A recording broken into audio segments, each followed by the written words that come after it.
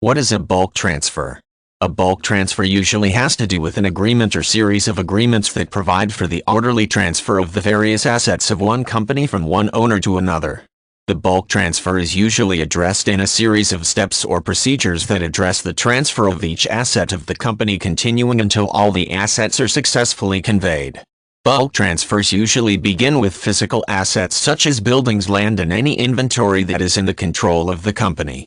The transfer of buildings and land is often a straightforward process, while the selling of inventory will often include conducting a count of all items listed in both supply inventories, goods in process, raw materials, and finished goods.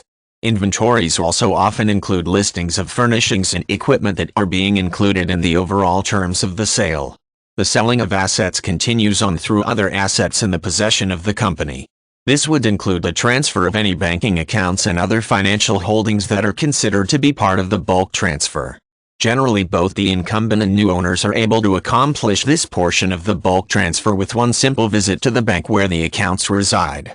Handling the bulk transfer in a series of stages ensures that the transference of assets occurs in an orderly fashion and that each subset of the total assets are accounted for and properly conveyed in a manner that is easy to track and verify.